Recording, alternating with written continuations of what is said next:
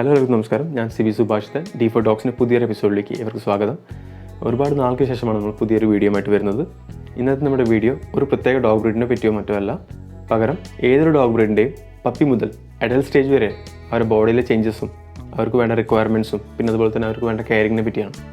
ജനിച്ച ഉടനെ തന്നെ പപ്പീസിന് അവരുടെ അമ്മയുടെ പാല് നിർബന്ധമായി കിട്ടിയിരിക്കണം. മനുഷ്യന്മാരെ പോലെ തന്നെ ആ പാലിലാണ് അവർക്ക് വേണ്ട പോഷകങ്ങളും അതുപോലെ തന്നെ പ്രതിരോധ ശേഷിക്കുള്ള ആൻറ്റിബോഡീസും ഉള്ളത്. ജനിക്കുമ്പോൾ എല്ലാ പപ്പീസിൻ്റെയും കണ്ണുകളും ചെവികളും അടഞ്ഞാണ് ഇരിക്കുക. അവരുടെ അമ്മയുടെ സ്മെല്ലും ടച്ച് സെൻസും ഉപയോഗിച്ചിട്ടാണ് അവരെ കൂടെ കിടക്കുന്നതും അതുപോലെ തന്നെ മറ്റു കുഞ്ഞുങ്ങളുടെ കൂടെ കിടക്കുന്നതും. പപ്പീസിന് അവരുടെ സ്വന്തം ബോഡി ടെമ്പറേച്ചർ കൺട്രോളോ റെഗുലേറ്റോ ചെയ്യാൻ പറ്റാത്തത് കൊണ്ട് അവർ അമ്മയുടെ സാന്നിധ്യം അവർക്ക് എപ്പോഴും ആവശ്യമാണ്. അതുപോലെ തന്നെ അവരുടെ പരിസരമൊക്കെ നന്നായി വൃത്തിയായി സൂക്ഷിക്കേണ്ട കടമ നമ്മുടെ തന്നെയാണ്. ഒരു പപ്പി അഡൽട്ട് ആവണ വരെ 6 സ്റ്റേജിലൂടെയാണ് നമുക്ക് വേണമെങ്കിൽ പറയാം. അതിൽ ആദ്യത്തെ സ്റ്റേജാണ് നിയോനെറ്റൽ സ്റ്റേജ്. ജനിച്ചത് മുതൽ 3 ആഴ്ച വരെയുള്ള ചേഞ്ചസിനെയാണ് നിയോനെറ്റൽ സ്റ്റേജ് എന്ന് പറയുന്നത്. ഈ സ്റ്റേജിൽ പപ്പിനെയോ അവരുടെ അമ്മയോ ഡിസ്റ്റർബ് ചെയ്യാൻ പാടുള്ളതല്ല. 10 മുതൽ 14 ദിവസത്തിനുള്ളിൽ അവർ കണ്ണുകളൊക്കെ ചെറുതായി തുറന്നു വരുന്ന സമയമാണ്. അതുപോലെ തന്നെ 3-ാമത്തെ ആഴ്ച ആകുമ്പോഴേക്കും ചെവിയൊക്കെ പതുക്കെ വിടർന്ന് വരാൻ തുടങ്ങും. അതുപോലെ കേൾവി ശക്തിയൊക്കെ വരാൻ തുടങ്ങും. ചെറിയ രീതിയിൽ പല്ലൊക്കെ മുളച്ച് വരാനുള്ള സമയം കൂടിയാണിത്. നല്ല പേഴ്സണാലിറ്റി വെക്കുന്ന സമയം കൂടിയാണിത്. അവർ ലിറ്റർ മേറ്റ്സിൻ്റെ കൂടെ ചിലപ്പോൾ കളിക്കാം, എണീറ്റ് നിൽക്കാം, ചിലപ്പോൾ കുരയ്ക്കാം, വാല കാട്ടി തുടങ്ങാം. അത്തരത്തിലുള്ള സമയമാണിത്. അമ്മ പട്ടിയുടെ പാലൊക്കെ കുടിക്കാനായിട്ട് അവർ ആവശ്യത്തിന് അഴഞ്ഞു നടക്കാനൊക്കെ തുടങ്ങും. അതുപോലെ തന്നെ ഈ സമയത്ത് നമ്മൾ ഒരു മനുഷ്യന്മാരുടെ ടച്ചൊക്കെ കിട്ടുകയാണെങ്കിൽ ഭാവിയിൽ അത് സ്ട്രെസ്സില്ലാതെ മനുഷ്യന്മാരായിട്ട് ഇടപഴകാനായിട്ട് സഹായിക്കും. ഈ സ്റ്റേജിൽ ഒരു വെറ്റിനറി ഡോക്ടറെ കാണിച്ചിട്ട് പപ്പീസിൻ്റെ വെയിറ്റിനനുസരിച്ച് അവർക്ക് ഡീവോമിങ് അല്ലെങ്കിൽ വിരയാൾക്കാനുള്ള മരുന്നൊക്കെ കൊടുക്കണം. 3 മുതൽ 4 ആഴ്ച വരുന്ന സമയമാണ് അവരുടെ വീനിങ് പീരീഡ്.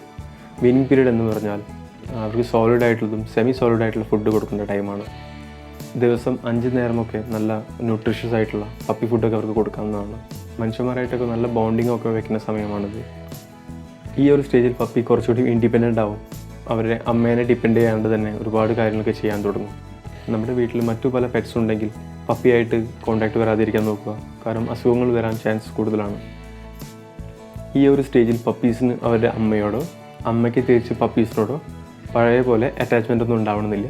അതുകൊണ്ട് തന്നെയാണ് ഈ സ്റ്റേജിൽ പപ്പീസിന് പുതിയ വീടുകളിലേക്ക് ഇൻട്രൊഡ്യൂസ് ചെയ്യാൻ പറ്റിയ ടൈം. അതുപോലെ തന്നെ പപ്പീസിന് 100% സോളിഡായിട്ടുള്ള ഫുഡ് കൊടുക്കുന്ന ടൈം കൂടിയാണിത്. വളരെയധികം കുസൃതി കാണിച്ച് നടക്കുന്ന സമയമാണിത്. അവരുടെ ചുറ്റുവട്ടത്തുള്ള എല്ലാ വസ്തുക്കളും സ്ഥലങ്ങളും ഒക്കെ അവർക്ക് അനുഭവിക്കാനുള്ള ഒരു സാഹചര്യം ഒരുക്കി കൊടുക്കണം.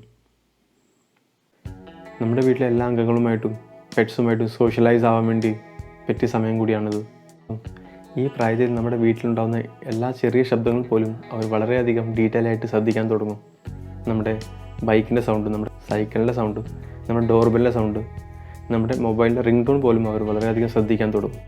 ഇനി 6 മുതൽ 8 ആഴ്ച വരെയുള്ള കാലയളവിലാണ് അവർക്ക് ഏറ്റവും കൂടുതൽ നെർവസ്നെസ്സും പേടിയും ഒക്കെ ഉണ്ടാകുന്ന സമയം. അതുകൊണ്ട് തന്നെ ആ പ്രായത്തിൽ അവർ ഒരിക്കലും ചീത്ത പറയാനോ തല്ലാനോ അത് മറ്റൊരു രീതിയിൽ ശിക്ഷിക്കാനോ പാടുള്ളതല്ല. കാരണം അത്തരത്തിലുള്ള ആ സമയത്തിലുണ്ടായിരുന്ന പേടിയും നെർവസ്നെസ്സും അവർക്ക് ഭാവിയിൽ അത് ബുദ്ധിമുട്ടായിട്ട് തീരും.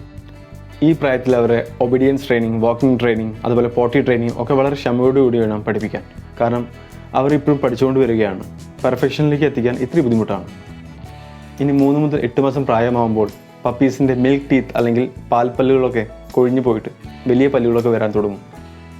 ആ പ്രായത്തിലാണ് അവർക്ക് കിട്ടിയതും കണ്ടതൊക്കെ കടിക്കാനുള്ള ടെൻഡൻസി ഉണ്ടാകുന്നത്. നമ്മുടെ ഷൂസ്, ഫർണിച്ചർ, പ്ലാസ്റ്റിക് ബോട്ടിൽസ് കിട്ടിയതെല്ലാം കടിച്ച് അവർ നശിപ്പിച്ച് കളയും. അതുകൊണ്ട് തന്നെ അവർക്ക് ചിവിങ് ടോയ്സ് അല്ലെങ്കിൽ ചവയ്ക്കാനുള്ള ടോയ്സ് ഒക്കെ കൊണ്ടു കൊടുക്കുന്നത് വളരെയധികം നല്ലതായിരിക്കും. അവരുടെ എല്ലും മസിലൊക്കെ വളരാൻ തുടങ്ങും. അതുപോലെ തന്നെ അവരുടെ വെയിറ്റൊക്കെ പെട്ടെന്ന് കൂടാൻ തുടങ്ങും. ആ പ്രായത്തിൽ അവരുടെ എല്ലുകൾക്കൊക്കെ കേടുപാടുകൾ സംഭവിക്കാൻ വളരെയധികം ചാൻസ് ഉണ്ട്. ഈ ഒരു പ്രായത്തിൽ തന്നെയാണ് അവർക്ക് ഡിസിഷൻ മേക്കിംഗ് സ്കിൽസൊക്കെ ഉണ്ടായി വരുന്നത്. നമ്മൾ പറയുന്നതെല്ലാം അനുസരിക്കണോ അതോ തിരിഞ്ഞ് മാറിപ്പോണോ എന്നൊക്കെ അവർക്ക് മനസ്സിൽ തന്നെ അവർ തീരുമാനമെടുക്കുന്ന ഒരു ടൈമാണ്. അതുകൊണ്ട് വളരെ ക്ഷമയോടുകൂടി വേണം അവരെ ഹാൻഡിൽ ചെയ്യാൻ.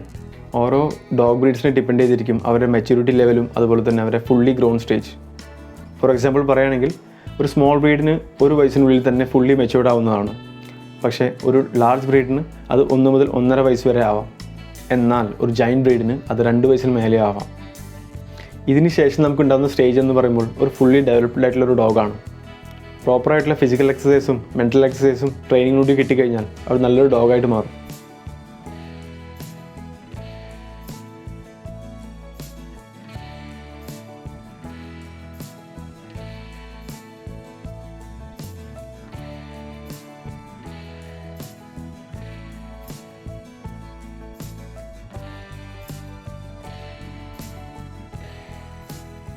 ഇന്നത്തെ ഡോഗിൻ്റെ ഗ്രോത്ത് സ്റ്റേജിൻ്റെ വീഡിയോ എല്ലാവർക്കും ഇഷ്ടപ്പെട്ട് കഴിഞ്ഞാൽ ലൈക്ക് അടിക്കണം. നിങ്ങളുടെ വിലയേറിയ അഭിപ്രായങ്ങൾ കമൻറ്റ് ബോക്സിൽ കമൻറ്റ് ചെയ്യണം. പിന്നെ അതുപോലെ തന്നെ സബ്സ്ക്രൈബ് ചെയ്യാത്തവർ സബ്സ്ക്രൈബ് ചെയ്യണം. നന്ദി, നമസ്കാരം.